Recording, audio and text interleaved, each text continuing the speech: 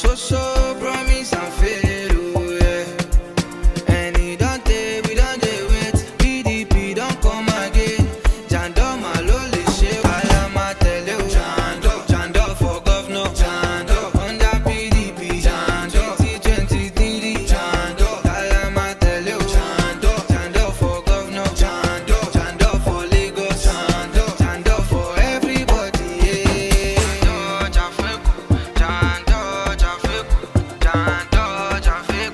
Fight for Lagos. Jafeku. Jando Jafeku. Fight for Lagos. Jafeku. Vote Dr. Abdulaziz Olajide Adediran Jandor as Governor of Lagos State. PDP! Power to the people!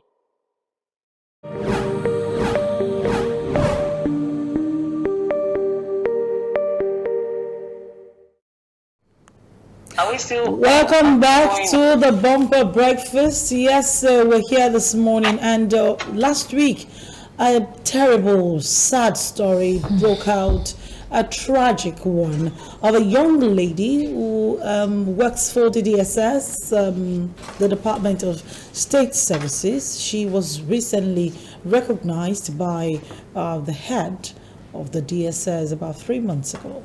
And last week it was said she jumped into the lagoon. She took an Uber from her house. The Uber driver did say she was having an argument on phone with a man, or maybe a boyfriend or something. And she got to the lagoon and she told him to park and she jumped. Her body is still being searched for, as at the last report from, the Lagos State Emergency Management Agency, LASEMA. They're waiting. They actually combed the length and breadth of that place. They couldn't find the body, so now they're waiting for the body to levitate back to, to float, so they can recover her body. Very sad story. We have joining us this morning Wemimo Adebiyi, and our conversation is simple. It's simple. You don't have to die in silence. You don't even have to consider suicide. Wemimo, good morning. How are you doing today? Yeah, good morning. I'm very well. Thank you. How are you doing too? Well, very well, thank you. Let's talk about this. When you saw the story, we have Kayode and Yinka Kemi on the show this morning. How are you doing? I'm fine. You're fine. Anytime we hear your voice like this, we know someone is about to be encouraged at home. So it's good to have you on the show. Yeah, good. I was about to say that we're not complete. I need that masculine voice. All right, when you saw the story, I tell you, were you as heartbroken, or you looked at it from a professional point of view? What exactly did occur to you when you heard the story?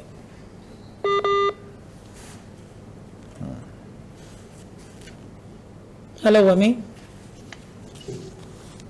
Yeah, I'm here. Yes, please. So what exactly occurred to you when you heard the story? Okay, when I heard the story, the first thing was I wanted to be sure it wasn't a rumor. Because there is a place of environmental panic. If you plug into it, you might also be traumatized. So when I was sure that the news was true, I reached out. I wanted to hear, I wanted to see the picture, I wanted to see who this person was facially. And when I saw the face, I couldn't match the action with the face I saw. Very important. So I knew there was more to it than the act that was carried out. Now, look at it from your professional eyes. What would you say could have been so big an argument that this young lady would decide to jump into a lagoon? I mean, take Uber and jump into a lagoon. All right. You see, one thing we need to understand is it wasn't actually the argument. Because a lot of times when you're talking about depression, people pick it from the surface. Okay. If we x-ray our situation, although it's still a developing story, but from the bits we have been able to pick is linked to a relationship, right? But you never can tell what her journey in life has been. You never can tell how traumatized she has been. with her life, talking about relationship, talking about growing up, and then for her to get to the point where an argument ensued, and the only thing was for her to end it. It was a journey, which probably might not be as a result of the individual or the argument, but the argument was the trigger for that action. Now, imagine that this is somebody's life situation, and somebody else is in this condition as we speak. What would you be saying to the person? Let's assume the person is sitting across you for therapy, for counseling, and the person is saying, this is my situation. Because so many people have arguments on a daily basis, and you know, they say he just started knocking his head on the wall, or he just angrily took his car key, drove out of the house, and he ran into somebody and he died, or he killed somebody.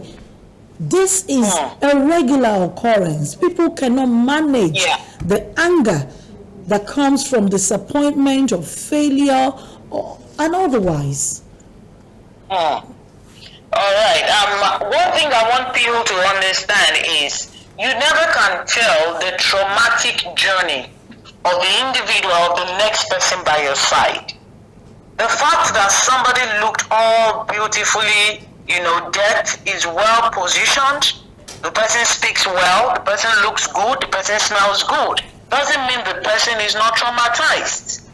And one thing we need to understand is everyone has a story, everyone has a journey. Everyone is carrying one sort of traumatic experience or another. Now, let me try to break it down. Trauma is the response to any event that shatters your safe world. Now, when you x-ray people, you will discover that people have gone through one adverse experience or another. And a lot of people have come up with a coping skill, personal coping skill. You just want to roll by life, okay? And then you believe, well, so long as I'm still surviving, I'm there. But the internal wound is still there. And at the end of the day, if you don't pay attention to it, if you don't speak up, if you don't go for therapy, if you are not self-evaluating, it's going to explode somehow, because you cannot hide trauma. Trauma is like, it assumes itself by itself. And trauma has a way of hiding under a trigger. Now, one of the things that people need to understand when it comes to trauma, and depression is there are 5 and 6. Trauma cannot move alone. It drags depression along with himself. So it only needs a trigger, maybe an argument, maybe a displeasure, maybe a comment, a negative comment, maybe a vibe, okay, maybe even a quarrel. And one thing I want us to know is a lot of now x-raying this particular situation, because it's relationship attached. People, I read a lot of comments. I won't comment over such, because people comment based on the level of their understanding. Yeah. So I read a lot of comments. People were saying, because of man, because of this, you did this and that. I just smiled. One thing people don't know is getting into a relationship, okay, holding on to a relationship is another form of coping mechanism for somebody who is traumatized. Now, if what I have been holding on to now becomes threatened, the best thing is for me to end it, because I can't survive without this source of life. I hope you get it. Yes, please. Now, if the individual now gets to the point where he or she was able, assuming she was stopped from taking that decision, you will hear a story. It could be that her mother may have been traumatized in the area of relationship. It could be that she has not had it good when it comes to men. So this person is coming up with what looked like where I was coming from, or what I was running away from. Then I'd rather end it than face it again. So been the situation. Okay, I'm not saying that was what happened. You know, so when you're dealing with people, we need to understand that their level of reaction tells you tells you an idea of their story.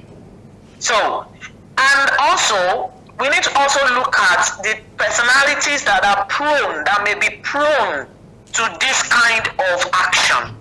Now, somebody who is hot-tempered, somebody who is prone to anger, somebody who is very, very spontaneous. You know, when you are dealing with people and you discover that this person is quick-tempered, then you have to be very careful with the things with how you engage them. Because if there was no river, she could pick anything and stab herself. If there was no motion, she could pick any a poisonous content and drink it just to end it. So someone who could be quick, action oriented, you have to be careful with what you say to them and how you deal with them. And a lot of people in our society today are becoming short-tempered. So we have to be careful. Not everybody can even offer advice in this kind of a thing. Of course, exactly. Wemimo, I'd love to chip in this, and I'd love to also get your opinion on this. And I would also like to go a bit deeper, especially with this story. Yeah. Now, we are in Nigeria, all right? Yeah. And we are traditional in nature. Going deeper into that, meaning that sometimes we have some diabolic operations going on based on the kind of country we come from. Now, sometimes some people, I read about this news and a lot of people coming out to say this might be spiritual, this might have some spiritual connotation. Let me quickly react to that. So, we have just about 1 minute. Quickly react to this. Do you believe this could also have some spiritual undertone? If we can talk about that just in about 10 seconds, because we have to go. All right. Depression has a way of giving you all manners of hallucination, insinuations, and everything, and you connect to negative energy and you believe somebody somewhere is controlling you. It is still depression. Thank you so much. Yeah. All right, well, we may need to go back into this conversation of depression again and again and again, especially now that suicide came to the front burner. Well, thank you so much for joining us on the Bumper Breakfast this morning. To have a lovely day. Bye. Closer. Bye-bye. All right, my name is Yinka Kene. Please go out and make more friends than enemies. And I'm going to tell you this week, let no one steal your joy. Keep your joy and run your race. My name is Oluwatomi Saints. It's a bye-bye on the show. We'll see you tomorrow morning again.